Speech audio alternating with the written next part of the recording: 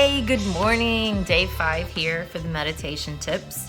I'm going to start the video talking about one particular benefit to meditating. Trust me, there's many, but this is the one that's had the greatest impact on me, and I think it has a nice little parallel to our program as well. And that is that meditating really helps our nervous system. So it helps us deal with day-to-day stress, all the way to maybe generalized anxiety, to even PTSD. And some of that, the effects of PTSD are almost untouchable. And maybe even stress reactions. Yeah, I can't speak this morning.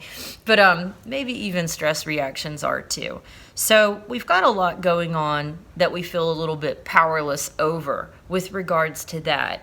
And when we're meditating in this state of allowance, we're actually giving ourselves an opportunity to have a safe space. So all of a sudden, we're not looking at ourselves judgmentally.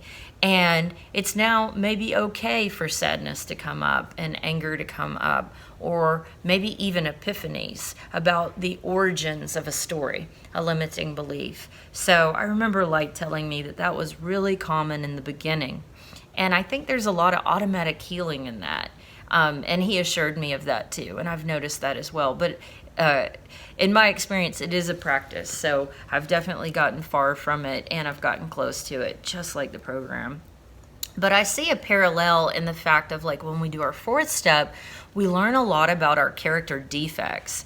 And those are essentially character defenses that we created to protect ourselves. So, it's like all those layers building to survive.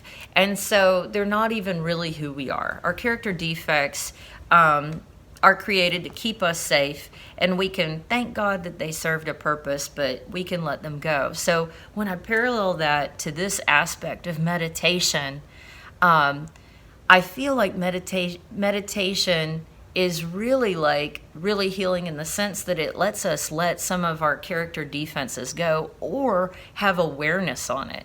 And in shadow work, they'll say, what happens to a shadow when you shine a light on it?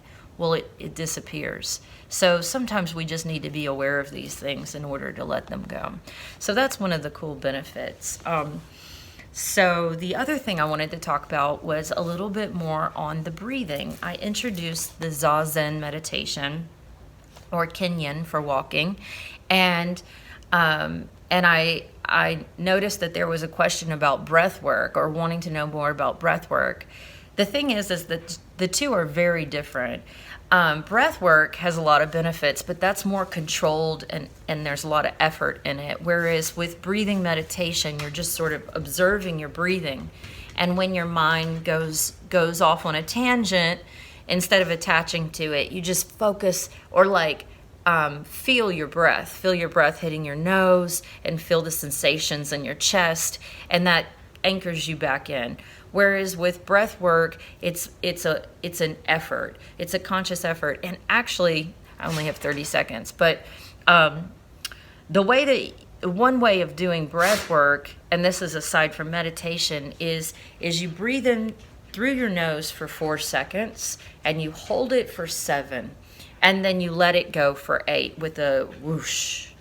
And that, in breath work, has been known to really help anxiety. So maybe you even want to combine something like that. So it's up to you.